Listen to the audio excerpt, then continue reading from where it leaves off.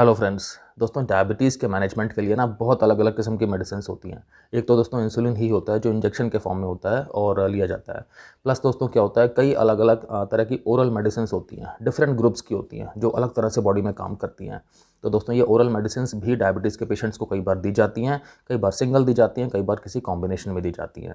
तो दोस्तों अगर डायबिटीज़ है हमें, तो हमें ये पता होना चाहिए कि जो ओरल मेडिसिन्स है, मतलब जो ये मुँह से खाने वाली मेडिसिन्स है दोस्तों, ये किस किस तरह से हमारी बॉडी में काम करती हैं, मतलब ये किस तरह से एक्ट करती हैं।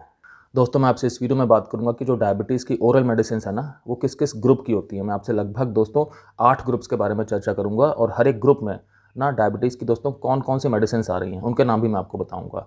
प्लस दोस्तों इंपॉर्टेंट चीज़ क्या है कि ये जो मेडिसिन हैं डायबिटीज़ की ना, ओरल मेडिसिन, ये किस तरह से हमारी बॉडी में काम करती हैं, मतलब ये किस तरह से जो हमारे ब्लड में ज़्यादा शुगर होता है उसे कंट्रोल में करती हैं। इस बारे में मैं आपसे बात करूंगा, सिंपल करके बात करना चाहूँगा, क्योंकि दोस्तों इस बारे में ज़्यादातर लोगों को नहीं पता होता कि आखिर ये जो मेडिसिन है ना, ये बॉडी में काम किस तरह से कर रही हैं, क्योंकि हर एक जो ग्रुप की मेडिसिन है ना, उसका काम करने का तरीका अलग होता है। तो दोस्तों अगर आपको डायबिटीज़ है ना, तो आपको थोड़ा आइडिया तो होना ही चाहिए ना कि मेडिसिन आखिर जो मैं ले रहा हूँ किस तरह से मेरी बॉडी में काम कर रही है।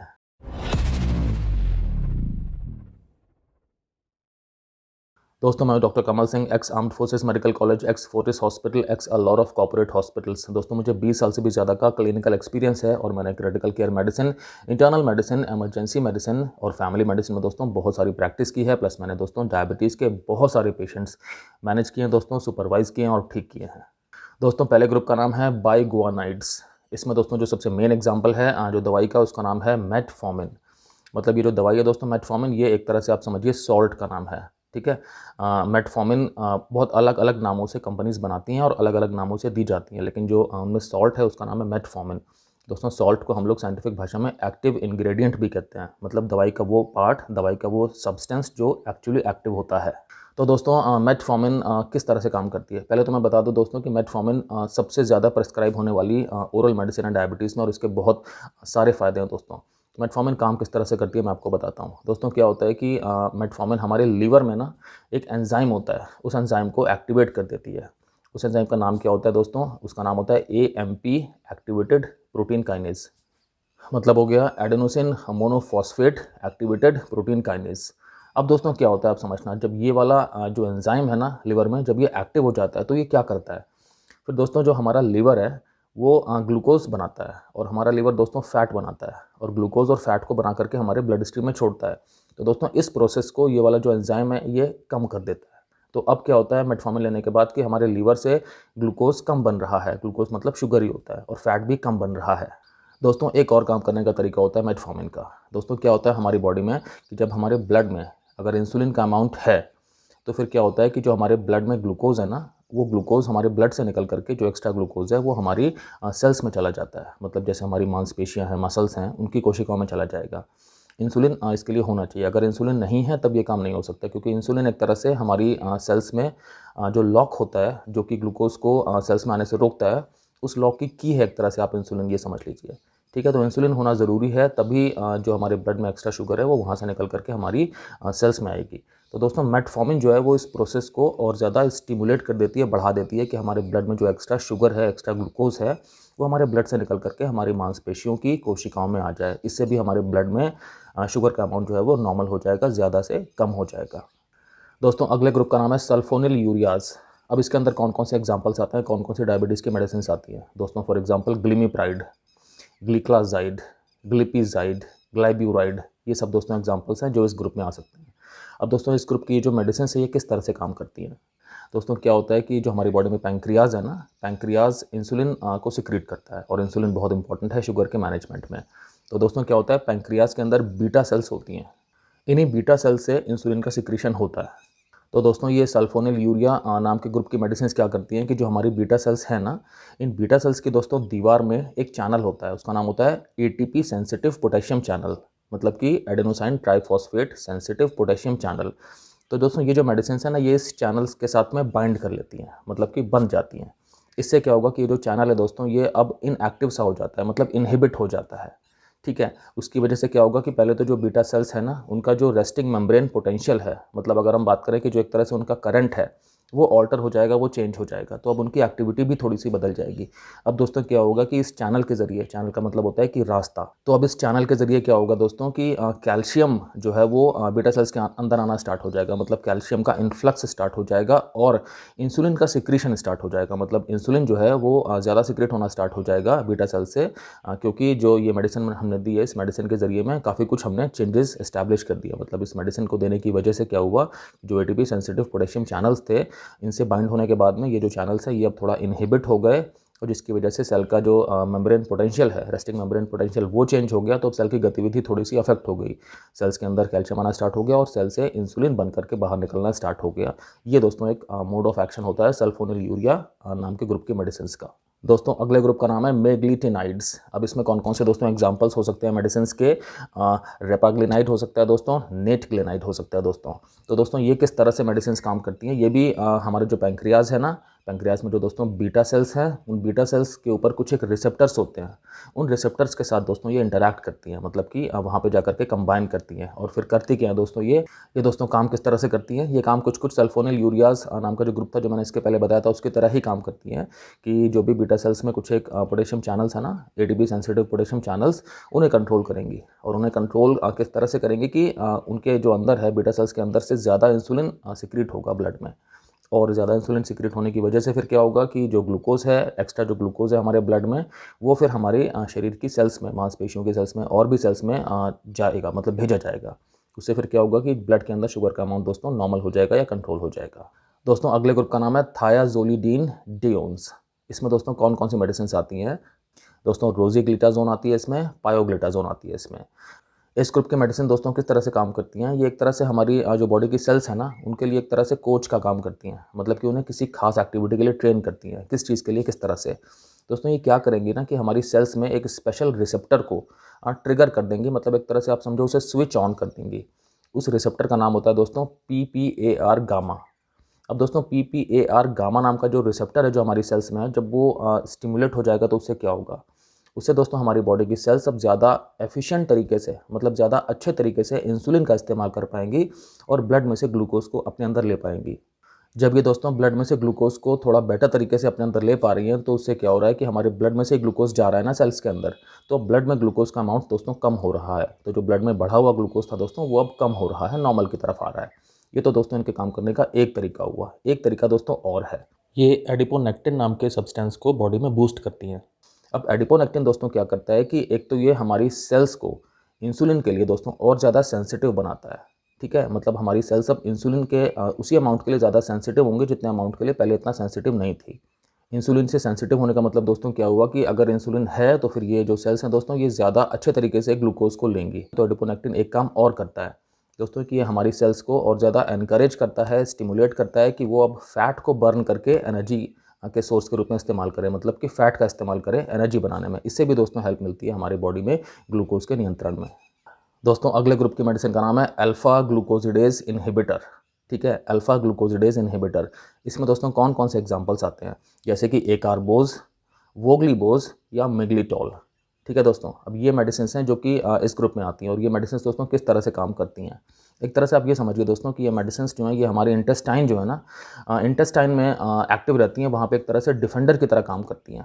किस तरह से दोस्तों, जो भी हम खाना वाना खाते हैं ना, तो उसमें जो भी स्टार्च होता है, मतलब जो कॉम्प्लेक्स कार्बोहाइड्रेट होता है, वो क्या होता है, डाइजेस्ट होता है। ठीक है, और स्टार्च दोस्तों डाइजेस्ट होकर के क्या बनाता है, शुगर बनाता है। ठीक है, और वो शुगर हमारे ब्लड में आ जाती है। अब दोस्तों क्या होता है, आप ये समझिए कि स्टार्च को डाइजेस्ट होने के लिए एक पर्टिकुलर एंजाइम की ज़रूरत होती है। तो जो दोस्तों इस ग्रुप की मेडिसिन है ना, ये उस एंजाइम के साथ में कंपटीशन कर लेती हैं। तो उससे क्या होगा दोस्तों, कंपटीशन करने से कि अब स्टार्च को वो वाला एंजाइम कम मिलेगा डाइजेस्ट होने के लिए, क्योंकि ये वाली जो ग्रुप की मेडिसिन है ना, ये भी सेम स्पॉट के लिए कंपटीशन करेंगे। उससे अब दोस्तों क्या होगा कि स्टार्च जो है वो पूरी तरह से डाइजेस्ट नहीं हो पा रहा है। मतलब कि क्या हुआ है कि स्टार्च का डाइजेशन और जो ग्लूकोज का एब्जॉर्प्शन है ना बॉडी में, वो स्लो कर दिया इस ग्रुप के मेडिसिन ने। क्योंकि अब स्टार्च डाइजेस्ट होकर के पूरी तरह से ग्लूकोज या फ्रक्टोज बना ही नहीं पाएगा, तो फिर उसका जो एब्जॉर्प्शन है हमारी बॉडी में शुगर का, वो स्लो हो जाएगा। तो हमारे ब्लड में मतलब शुगर का अमाउंट जो है वो उस तरह से नहीं आ पाएगा जिस तरह से कि इस मेडिसिन की एब्सेंस में आ सकता था। दोस्तों अगले ग्रुप का नाम है DPP4 इनहिबिटर। इसमें दोस्तों कौन कौन से एग्जांपल्स आते हैं, जैसे कि सीटाग्लिप्टिन, जैसे कि लीनाग्लिप्टिन, जैसे कि दोस्तों विल्डाग्लिप्टिन, एलोग्लिप्टिन। ठीक है दोस्तों, तो दोस्तों इस ग्रुप की मेडिसिन काम किस तरह से करती हैं, तो जैसे कि नाम से जाहिर है DPP4 इनहिबिटर। तो दोस्तों इस ग्रुप की मेडिसिन क्या करती हैं कि एक एंजाइम होता है जिसका नाम होता है DPP4, उसको दोस्तों इनहिबिट करती है, मतलब उस एंजाइम की एक्टिविटी को रोकती हैं। दोस्तों ये जो एंजाइम है ना DPP4, इसका काम क्या होता है? ये दोस्तों हमारी बॉडी में कुछ एक सब्सटेंसेस को कंट्रोल करता है, जैसे कि GLP-1 या GIP। और दोस्तों क्या होता है कि इनका बहुत मैसिव रोल होता है हमारी बॉडी में ग्लूकोज के कंट्रोल में। तो दोस्तों ये मेडिसिन जो है ये DPP4 को इनहिबिट करके कई अलग अलग तरीक़ों से हमारे ब्लड में ग्लूकोज का अमाउंट दोस्तों कंट्रोल कर पाने में सक्षम होती हैं। क्या क्या तरीके हो सकते हैं, जैसे कि एक तो इंसुलिन की रिलीज़ थोड़ा सा इंक्रीज़ हो जाती है, मतलब इंसुलिन जो है वो जब ज़रूरत है बॉडी में इंसुलिन की तब वो थोड़ा सा ज़्यादा उसका सिक्रीशन हो जाता है, ज़्यादा उसकी अवेलेबिलिटी हो जाती है, ये अपने आप में एक एक्शन होता है। और एक तरीका क्या होता है दोस्तों कि ग्लूकागोन का अमाउंट जो है वो रिड्यूस हो जाता है इस मेडिसिन की वजह से। तो ग्लूकागोन का दोस्तों वैसे रोल क्या होता है, ग्लूकागोन ब्लड में शुगर का अमाउंट बढ़ाता है, मतलब कि इंसुलिन के अपोजिट एक्ट करता है। तो ग्लूकागोन तो हमें ज़्यादा चाहिए ही नहीं, क्योंकि अगर ग्लूकागोन रहेगा तो ब्लड में शुगर का अमाउंट ज़्यादा रहेगा। ये भी दोस्तों एक तरीका है कि ये वाली मेडिसिन जो काम कर रही है। प्लस दोस्तों एक काम और भी होता है इस मेडिसिन का कि ये हमें खाना खाने के बाद ज़्यादा फुल महसूस कराती है, मतलब कि एक तरह से हमें ऐसा लगता है कि हमारा पेट जल्दी भर गया है। उससे भी दोस्तों क्या होगा कि बॉडी के अंदर हम एक्स्ट्रा एनर्जी नहीं लेंगे, जिससे कि हमारे ब्लड में शुगर का अमाउंट ज़्यादा नहीं आएगा, क्योंकि हम कार्बोहाइड्रेट्स वगैरह ज़्यादा नहीं खा रहे हैं, बल्कि पहले ही हमें एक तरह से ये वाली फीलिंग आ रही है कि हमारा पेट भर गया है, तो अब हम खाने से रुक जाएँ। दोस्तों डाइजेशन भी ये वाली मेडिसिन थोड़ा सा स्लो करती है, मतलब जो एक तरह से हम कहते हैं गैस्ट्रिक एम्प्टिंग, मतलब कि जिस स्पीड से हमारा जो पेट है वो खाली होता है, मतलब खाने को आगे भेजता रहता है, तो वो जो स्पीड है दोस्तों वो भी थोड़ा सा रिड्यूस होती है, कम होती है। उसकी वजह से क्या होता है कि हमारा खाना जो है ना वो धीरे धीरे पचता है, तो शुगर का अमाउंट भी धीरे धीरे रिलीज़ होता है, धीरे धीरे ब्लड में आता है, मतलब फ्लक्चुएशंस नहीं आते। ये दोस्तों सारे के सारे मोड ऑफ एक्शन होते हैं इस वाले ग्रुप की मेडिसिन के। दोस्तों अगले ग्रुप की मेडिसिन का नाम है SGLT2 इनहिबिटर। ठीक है, SGLT2 इनहिबिटर। इसमें दोस्तों कौन कौन से एग्जांपल्स आते हैं, कौन कौन सी मेडिसिन आती हैं? इसमें दोस्तों डैपाग्लिफ्लोजिन आ सकती है, इसमें दोस्तों कैनाग्लिफ्लोजिन आ सकती है, इसमें दोस्तों एम्पाग्लिफ्लोजिन आ सकती है, और इसमें दोस्तों एर्टुग्लिफ्लोजिन आ सकती है। अब ये दोस्तों मेडिसिन जो हैं ये किस तरह से बॉडी में काम कर रही हैं, इसके बारे में बात करते हैं। दोस्तों ये मेडिसिन क्या करती हैं, एक तरह से हमारी जो किडनीज़ है ना, जो हमारे गुर्दे हैं, उसमें एक सब्सटेंस को रोक देती हैं। दोस्तों क्या होता है मैं आपको बताता हूँ, जब भी हम खाना वाना खाते हैं हमारी बॉडी में कार्बोहाइड्रेट सारे दोस्तों डाइजेस्ट होते हैं और शुगर बनता है, और वो शुगर हमारे ब्लड में आ जाता है। ठीक है, अब दोस्तों वो ब्लड हमारा लगातार छन रहा है, ताकि जो ब्लड के अंदर दोस्तों वेस्ट प्रोडक्ट्स हैं वो सारे यूरिन के फॉर्म में बन करके हमारी बॉडी से बाहर निकल जाएँ। तो दोस्तों छनते छनते क्या होता है, ग्लूकोज भी काफ़ी सारा छन जाता है। तो दोस्तों लास्ट में क्या होता है किडनी में कि वो जो ग्लूकोज एक्स्ट्रा छन गया है ना, वो फिर किडनीज वापस जो है हमारे ब्लड में भेज देती हैं। उस वाली एक्टिविटी को दोस्तों इस ग्रुप की मेडिसिन रोक देती है। दोस्तों अगले ग्रुप का नाम है GLP-1 एगोनिस्ट। ठीक है, GLP-1 एगोनिस्ट। और इसमें अब दोस्तों कौन कौन से एग्जांपल्स उसके बारे में बताता हूँ मैं आपको। इसमें दोस्तों कौन कौन सी मेडिसिन हो सकती हैं, सेमाग्लूटाइड, लिराग्लूटाइड, लिक्सिसेनाटाइड, एक्जिनाटाइड, एल्बिग्लूटिडम, ड्यूलाग्लूटाइड, टिर्जेपाटाइड। मैं समझ रहा हूँ दोस्तों उन मेडिसिन के नाम आपको कॉम्प्लेक्स लग रहे होंगे, आप सिर्फ देख लो एक बार स्क्रीन पे कि क्या क्या इनकी स्पेलिंग्स हैं। और आपको जो भी मेडिसिन लिखी होगी ना, आप उस मेडिसिन को अगर देखेंगे तो उसमें एक तो ऊपर ब्रांड नेम लिखा होता है कि भाई मेडिसिन का नाम क्या है, किस ब्रांड नेम से बिक रही है। उसके आसपास दोस्तों उसका एक सॉल्ट का नाम भी लिखा होता है, तो आपको सॉल्ट के नाम से मतलब है यहाँ पे। ये जो मैंने सारे मेडिसिन के नाम आपको बताया ना, ये मैंने आपको सारे सॉल्ट्स के या एक्टिव इंग्रेडिएंट्स के नाम बताए हैं। दोस्तों किस तरह से इस ग्रुप की मेडिसिन सब काम कर रही हैं बॉडी में, ये पता होना चाहिए, बात करते हैं। तो दोस्तों क्या होता है, जब भी हम कुछ खाते पीते हैं तो जो कार्बोहाइड्रेट्स हैं दोस्तों खाने में वो डाइजेस्ट हो जाएंगे, वो सिंपल शुगर बनाएंगे, ग्लूकोज बनाएंगे। वो ग्लूकोज दोस्तों हमारे ब्लड में आ जाएगा और हमारे ब्लड का शुगर बढ़ जाएगा। तो दोस्तों इस ग्रुप के मेडिसिन क्या करती हैं कि इंसुलिन का अमाउंट जो है वो बढ़ाती हैं उस टाइम पे जब भी हमारे बॉडी में ग्लूकोज का अमाउंट बढ़ रहा है। इंसुलिन के होने से क्या होगा दोस्तों कि ग्लूकोज हमारे ब्लड से अपने आप शिफ्ट होकर के पुश होकर के हमारे शरीर की सेल्स में आ जाएगा, और ब्लड में ग्लूकोज का अमाउंट दोस्तों नॉर्मल होने में हेल्प मिलेगी। दोस्तों इस ग्रुप के मेडिसिन के और भी मोड ऑफ एक्शन होते हैं। ये दोस्तों इस चीज़ को भी गवर्न करती हैं कि हमारा जो स्टमक है दोस्तों वो बहुत जल्दी से खाने को डाइजेस्ट करके आगे ना भेजते, मतलब कि जो हमारी गैस्ट्रिक एम्प्टिंग है उसको स्लो करता है। मैं आपको सिंपल में बताऊं तो इसका मतलब है कि जो हमारा डाइजेशन है ना उसको भी स्लो कर रही है इस ग्रुप के मेडिसिन। डाइजेशन को स्लो करने के साथ साथ दोस्तों और क्या कर रही है कि हमें जल्दी ही ऐसा लगेगा कि हमारा पेट भर गया, मतलब कि जो हमारी भूख है ना वो भी थोड़ी सी कम हो जाएगी, हमें जल्दी ही हमारे पेट भरने का एहसास हो जाएगा। तो उससे भी क्या होगा, हम बहुत ज़्यादा खाना खा नहीं पाएंगे, तो हमारे ब्लड में शुगर दोस्तों बहुत ज़्यादा आ नहीं पाएगा। दोस्तों एक और तरीका होता है इस ग्रुप के मेडिसिन के काम करने का कि ये जो ग्लूकागोन है ना हार्मोन, उसको भी बहुत ज़्यादा बनने से रोकेंगी, क्योंकि ग्लूकागोन का काम भी यही होता है कि हमारे ब्लड में शुगर का अमाउंट बढ़ाता है, मतलब इंसुलिन के अपोजिट काम करता है। तो ग्लूकागोन की भी दोस्तों ज़्यादा एक्टिविटी ना हो पाए, ग्लूकागोन का अमाउंट ज़्यादा ना आ पाए दोस्तों, इस चीज़ को भी ध्यान में रखेंगे ये वाली ग्रुप की मेडिसिन। तो इनके भी दोस्तों मतलब कई अलग-अलग तरह से काम कर रही हैं, लेकिन सेंटर में एक ही चीज़ है कि हमारे ब्लड में दोस्तों ग्लूकोज़ का अमाउंट ज़्यादा नहीं होना चाहिए, और अगर ज़्यादा है तो उसे कम होना चाहिए। ठीक है फ्रेंड्स, मैंने आपसे कई सारे ग्रुप्स की बात करी, कई सारे ग्रुप के मेडिसिन्स की बात करी, किस तरह से वो हमारी बॉडी में काम कर रही हैं, इसके बारे में बात की। अगर आपको डायबिटीज़ है दोस्तों, या अगर आपकी फैमिली में किसी को डायबिटीज़ है, आई एम श्योर आपको थोड़ा-सा तो एक पर्सनल कनेक्शन फ़ील हुआ होगा ये जान के कि भाई ये मेडिसिन जो मैं खा रहा था, या जो मेरी फैमिली या फ्रेंड्स में कोई खा रहा था, तो वो किस तरह से काम करती हैं आखिर। दोस्तों हो सकता है मैं फ्यूचर में अलग-अलग ग्रुप्स को लेकर के सिंगल वीडियो बनाऊँ, जिसमें मैं एक ग्रुप की मेडिसिन्स के बारे में ना ठीक से डिटेल में बताऊँ कि वो मेडिसिन्स जो हैं उनको लेने के क्या प्रिकॉशंस होते हैं, और वो किस तरह से काम करती हैं डिटेलिंग में, या कि दोस्तों उनसे किस-किस तरह के साइड इफ़ेक्ट्स हो सकते हैं, किस-किस तरह के इंटरैक्शंस हो सकते हैं, जिनका हमें ध्यान रखना चाहिए, अपने मन में केयरफुल होना चाहिए। दोस्तों डायबिटीज़ हमें पता है एक ऐसी बीमारी है जो कि बहुत कॉमनली देखी जाती है समाज में, सोसाइटी में, और अगर हो गई है दोस्तों फिर इसका मैनेजमेंट भी करना होता है, और इसमें मेडिसिन्स वगैरह भी लेनी पड़ती हैं टाइप 2 डायबिटीज़ में। तो अगर डायबिटीज़ है दोस्तों, तो हमें अपने आप को जागरूक रखना चाहिए कि हम मेडिसिन जो ले रहे हैं उसके क्या-क्या इफ़ेक्ट हो सकते हैं बॉडी में, किस तरह से वो काम करती है। अगर हमें सब कुछ दोस्तों पता होता है ना, फिर हम ज़्यादा अच्छे से अपने मतलब जो भी हमारे हेल्थ केयर के डिसीजंस हैं ना, उसमें ज़्यादा अच्छे से पार्टिसिपेट कर पाते हैं, क्योंकि हमें पता होता है कि चीज़ें कैसे काम कर रही हैं, और हमें अपने जो ट्रीटमेंट है ना दोस्तों, उससे ये भी पता होता है कि हम किस तरह की उम्मीद लगा सकते हैं।